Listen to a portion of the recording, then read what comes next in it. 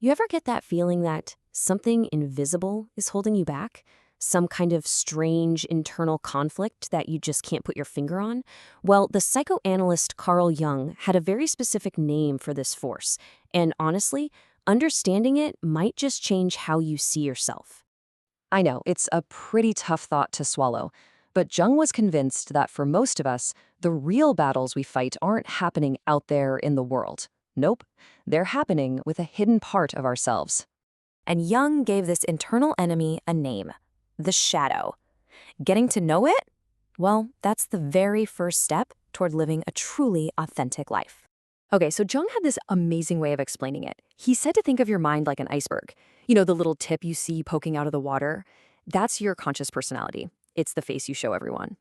But that giant, powerful mass hidden beneath the waves, that's your unconscious.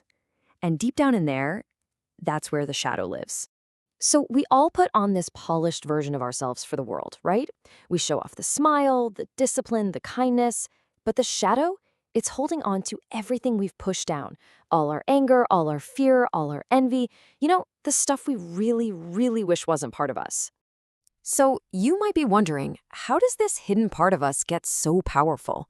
Well, it all starts with something we all do, something superhuman: repression. Think about it. Every single time you feel a flash of anger and you just say, "Nope, I'm fine." Or you feel that sting of envy, but you put on a smile and pretend you're happy for them.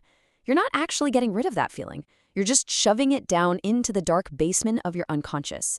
And down there, it just gets stronger. Let me put it another way. Repression isn't a solution, it's fuel for the fire. Every feeling you banish becomes like a prisoner locked away inside you.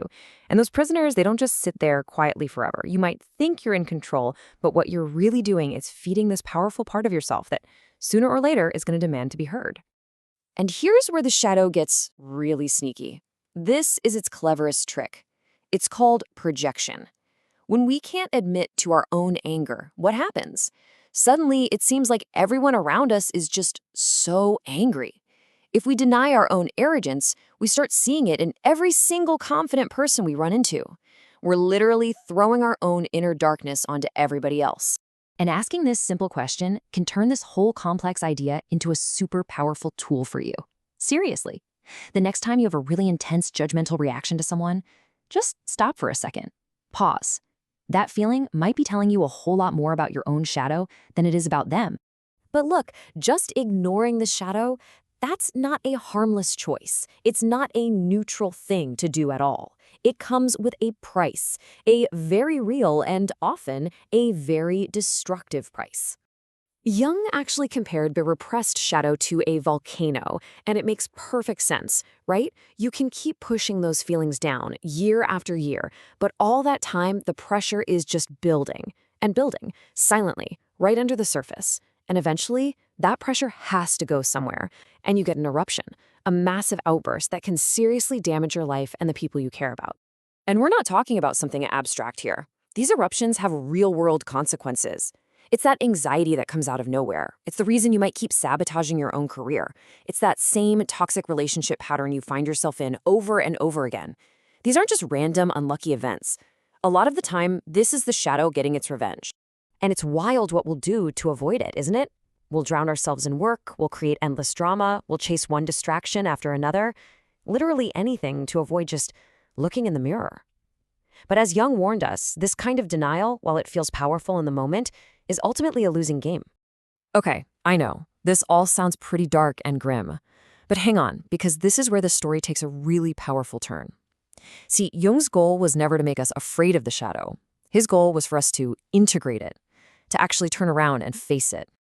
This is the real magic that Jung was talking about. It's like alchemy. When you finally consciously acknowledge your shadow, you can actually transform its raw energy. That anger you've been stuffing down, that can become the fuel for incredible courage. That envy you've been hiding, that can be channeled into pure motivation.